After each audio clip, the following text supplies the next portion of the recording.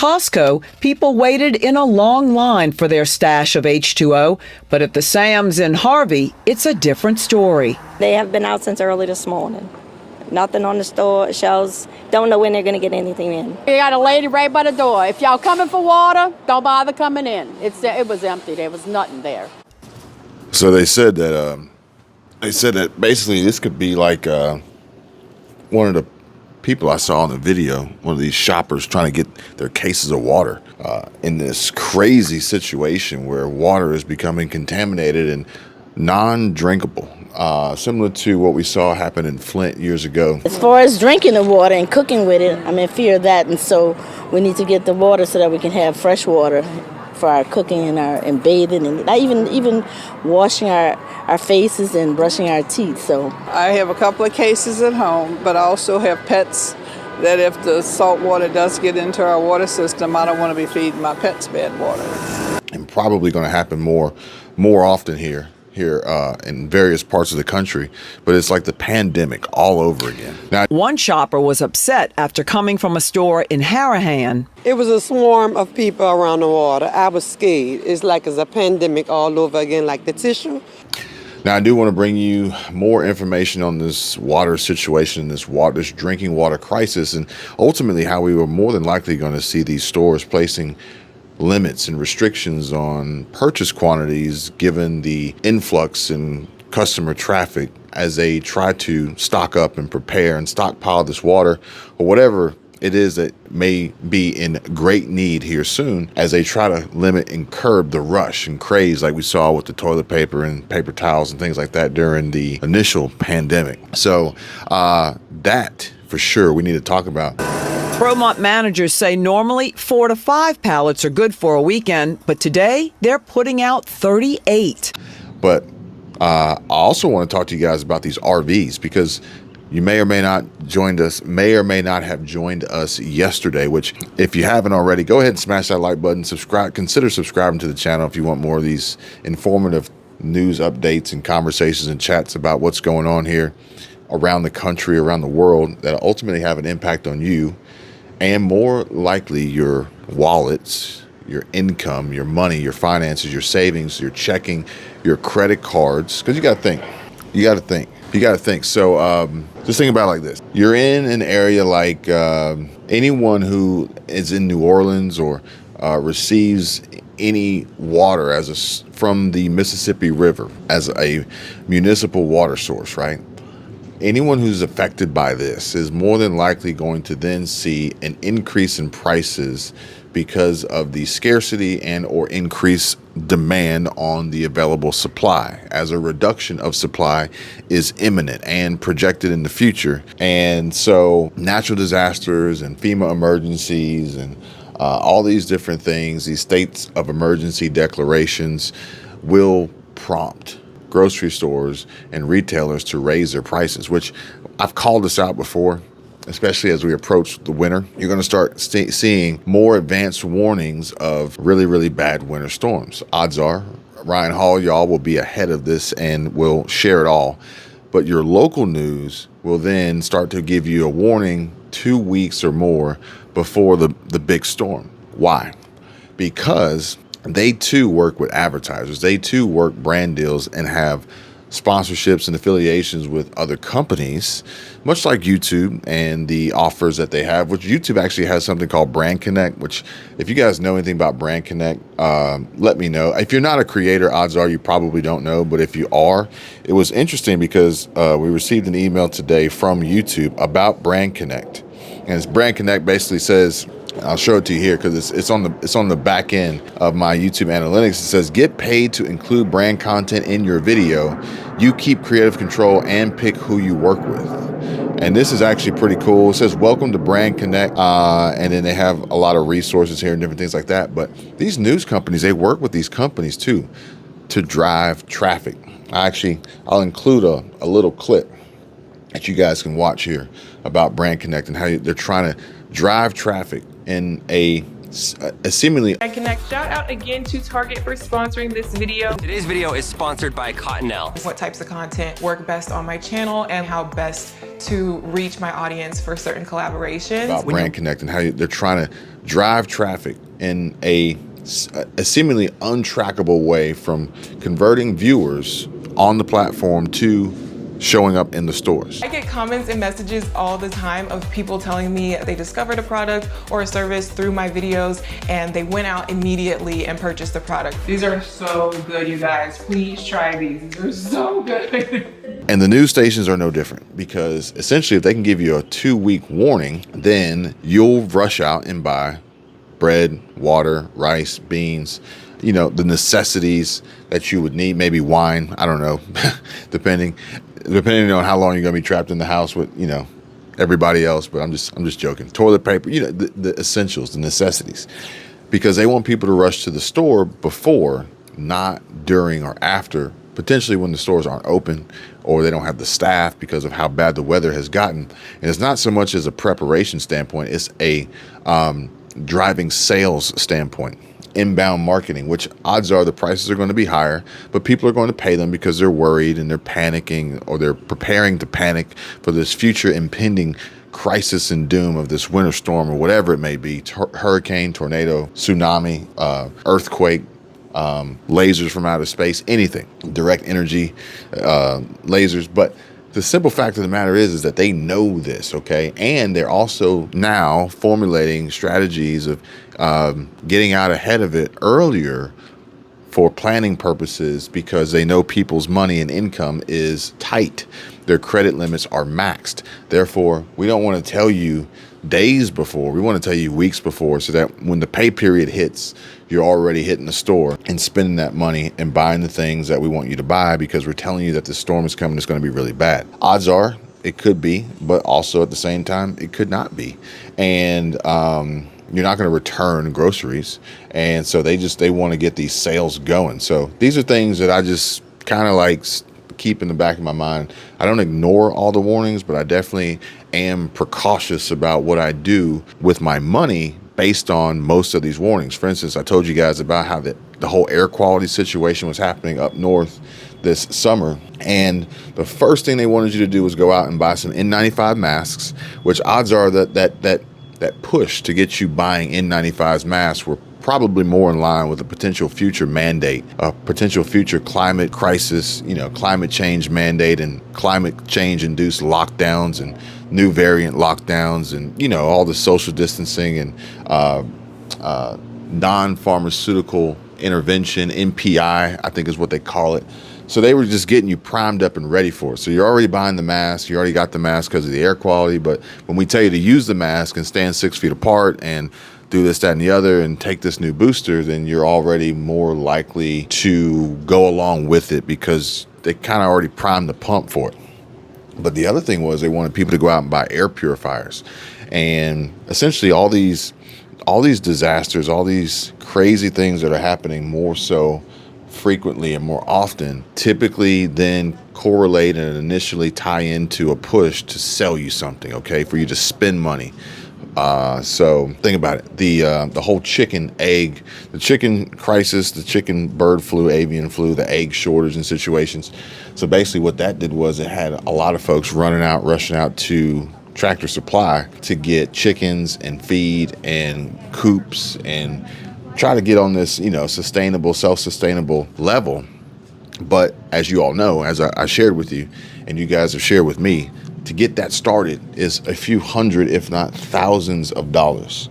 So, and then that's not even taking into consideration the amount of time that you'd have to wait before you would even be able to produce eggs.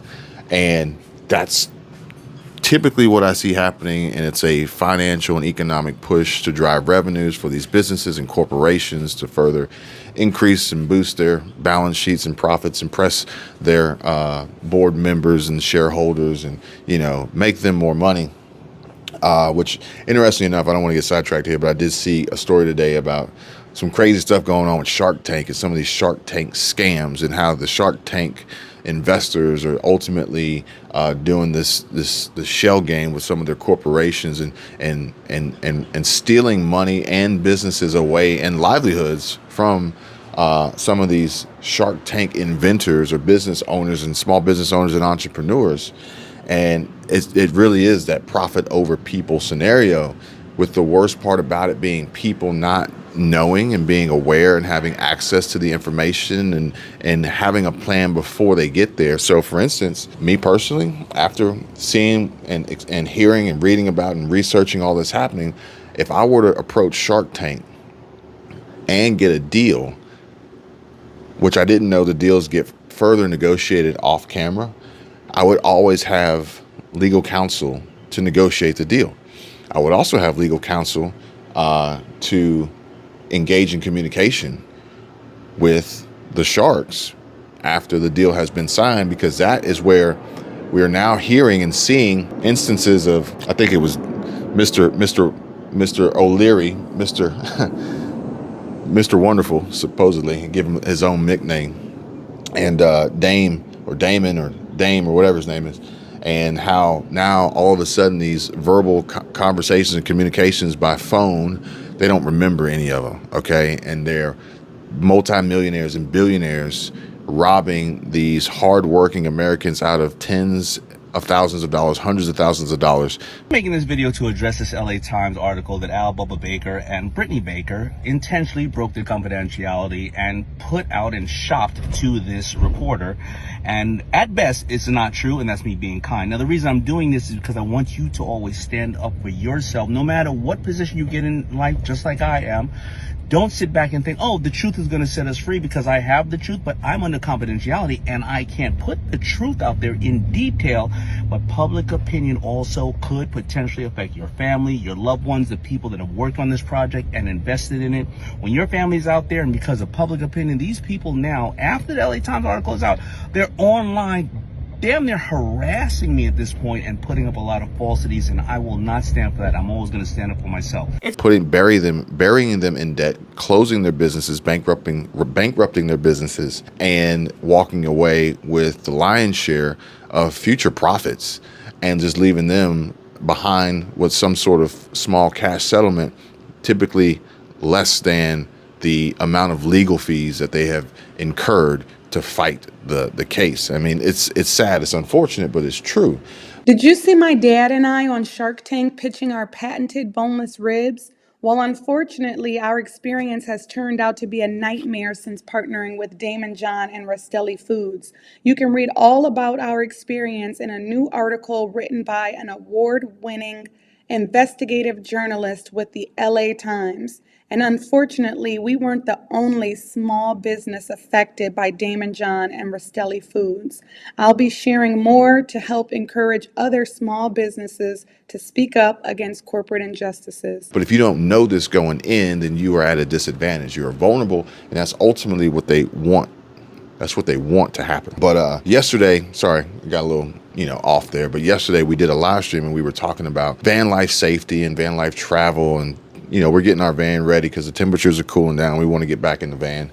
And one of the things was insurance, as I got new insurance with Geico that was cheaper than Progressive. And so we talked about how inexpensive the RV insurance was, considering the value of the RV that we have, which is pretty high up there. But it was just interesting to see how cheap and affordable that insurance was. But it's also based on a lot of different factors. And if you guys want to know more about our van and our insurance, and maybe a van tour or going on some of these spend the day with me, day in the life vlog trips with the van, then let me know, drop a comment. And it's interesting because a lot of folks are over on Patreon and they said, we love it over here because of how much you guys share, but also because we get a direct line of communication with Michelle, with Squirrel Tribe. So I just want to throw that out there to you guys. It's an option. There are links in the description. But more importantly is that making sure that the coverage was enough. Like the policy premium was relatively low, but I just want to make sure the coverage is enough, because in this instance, I would hate to find out the hard way. And this is what I'm talking about, having this knowledge and being prepared ahead of time and knowing the right questions to ask and who to ask them to. And, a lot of folks, they say, Kevin, we really do appreciate the content that you create, and, engaging in the comments and reading the comments and talking to us on the live chat when you guys go live, because it's a matter of having someone to talk to who can provide you with answers, but also helping you understand and identify the questions that you should be asking, okay? So the last thing I would want to do in this situation is find out I didn't ask the right questions and I don't have coverage, because recently Camping World caught on fire, and it says that the people from around the region are trying to sort out what happened to their RV and campers turned in for service at Camping World in East Ridge, and investigators are trying to determine what caused a 3-alarm blaze on Friday that destroyed the warehouse and damaged RVs and camping trailers parked on the lot. And the photos here are pretty devastating. One of them says here that my daughter called me to tell me that the Camping World was on fire. I had hunting clothes, all of our cooking utensils, camera and whatnot, trail cameras for hunting, and a big screen TV. I paid cash for it. I paid too much. My advice for people is make sure you have insurance. So it's not just making sure you have insurance, it's making sure you have the right insurance. So ultimately, you want to provide them with a value of the RV that would cover your investment. And you might want to also have an inventory list that you provide to them, so that those items would be covered in the event of a total loss, a catastrophic total loss. In this situation, I don't know if they're going to force the RV and camper owners to cover it themselves, or if Camping World would cover it since it was in their possession when this fire started. That's going to be a nice little legal battle to navigate through. But I will say that I have this weird opinion about these types of things, right? And in essence, a lot of folks would prefer, based on advice and Dave Ramsey and other things, to pay for things cash or put large down payments down, right? And here's why I have a conflicting opinion on that. And then we're going to talk about this saltwater intrusion in the Mississippi River and how it could impact drinking water in and out of Louisiana, really. And it is because I look at it like, all right, if you go out and you buy a new car today, the average new car price is like $50,000. And it's $50,000. Now, granted, you could go buy a used car, but used cars cost more than new cars. So really that argument is invalid. So it used to be a better argument, but now it's almost invalid. So now, and you would get a lesser warranty with the used car because it's already been titled. So basically, you could buy a new car. The average new car price is like $50,000, $50K. And this is not all the bells and whistles. If you want all the bells and whistles, you're talking about probably closer to $100,000. Okay, you guys know. And shoot, I think a Lariat F-150 4x4 FX4 trim package. Now this isn't a Platinum or King Ranch or a Raptor R or anything like that, but you're probably looking at like almost $80,000, $85,000, $90,000 for an F-150. Okay, quarter ton pickup, so or half ton. But either way, if it's 50 grand and you drive it off the lot, odds are you're going to drop at least 10% as soon as you drive off the lot. So that's $5,000, right? So now it's worth $45,000. Okay, assuming you bought this brand new vehicle for $50,000, you put $5,000 down, you drive it off the lot, you immediately get into an accident, and the vehicle gets totaled. How much is the vehicle worth? It's worth $45,000. How much is the insurance going to give you? $45,000. So you just spent $5,000 to drive the vehicle off the lot and lose $5,000. You see what I'm saying? So granted, there are some insurance companies that will allow you 2 years full replacement value, but they charge you more for that insurance to cover that, which if 2 years goes by and you never have a full replacement, then you've kind of wasted all that money. So then it's a wash. It's like, you're splitting hairs here. Damned if you do, damned if you don't. Hard to get ahead, right?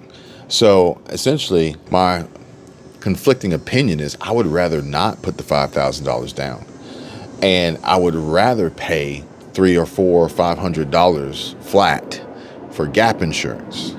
That way I can drive this $50,000 vehicle off the lot. I can keep $4,500 in my pocket, and if it gets totaled, the whole loan amount gets paid off because I have gap insurance. See what I'm saying? So I would prefer to keep my loan value, I would prefer to keep my loan value above the payoff amount. If that makes sense. You see what I'm saying? As long as you have the gap insurance, they're going to cover the gap. They're going to cover the difference in what it's worth and what you owe. So that's just my conflicting opinion. But then we got to get into all the semantics of financing and interest rates and, you know, the amortization schedule and all this, that, and the other. So that's a whole nother video. But like I said, we need to talk about this saltwater problem because it says that New Orleans Mayor LaToya Cantrell has signed an emergency declaration over an intrusion of saltwater into the Mississippi River that officials say could impact the water supply in the region. And we will continue to work with our partners locally and statewide as we closely monitor this situation. Now, Mississippi River was having issues this summer, I believe. I think the water levels were getting pretty low. Maybe that was last year. They're all starting to run together. I hate it. It says officials said weather forecasts indicate that river volume will fall to historic lows in the next several weeks. As a result, salt water from the Gulf of Mexico is intruding upstream in Louisiana.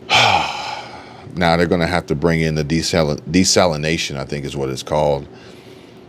They're not going to do it. I know they're not going to do it, but the water's an issue. You remember, not this summer, but the summer before, the water was an issue over there in Lake Mead and out west, and the drought concerns and issues. But at the end of the day, folks, it's like what I'm trying to say is that these folks know, okay? And those who know, granted, I don't think Kroger and Publix and Walmart went over and lowered the water level in the Mississippi River so that the salt water from the Gulf of Mexico would start pouring into it, allowing them to make more money on selling water, or that Deer Park or Dasani or Aquafina or Fiji or Voss or whoever you get your water from did this. But they do see it as an opportunity to leverage higher sales and higher volume and revenue and higher profits, okay? And what we need to be paying attention to is the next step of this, which is, you know, mandates, restrictions, purchase limitations, higher prices, price hikes and gouges, inflation, lower quality of the products that we receive, the water that we do receive, and then also the lockdowns that could be coming as stores begin to secure these high theft, high demand items like water, you know, vital to survival and sustainability. They're gonna have to lock them down or lock us down or both, you know, which is crazy because this is at the same time that we have seen an attack, a legal attack by the EPA against Berkey water filters. And so now my brain is going to, again, we got to ask the right questions to get the right answers, but my brain is going to, all right, what's next? What happens next?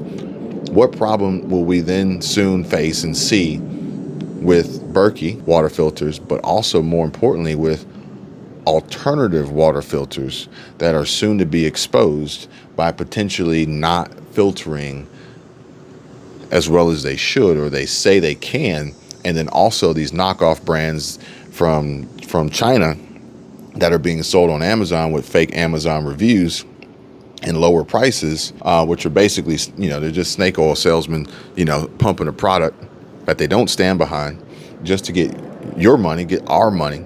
And the mass majority of people won't know until it's too late. It's sad. It's unfortunate. But hey, guys, I really do appreciate you watching. Please smash that like button. Consider subscribing to the channel.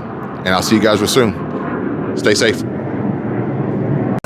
Bromont managers say normally 4 to 5 pallets are good for a weekend, but today they're putting out 38. One shopper was upset after coming from a store in Harahan. It was a swarm of people around the water. I was scared. It's like it's a pandemic all over again, like the tissue. Costco, people waited in a long line for their stash of H2O, but at the Sam's in Harvey, it's a different story. They have been out since early this morning. Nothing on the store shelves. Don't know when they're going to get anything in. We got a lady right by the door. If y'all coming for water, don't bother coming in. It was empty. There was nothing there.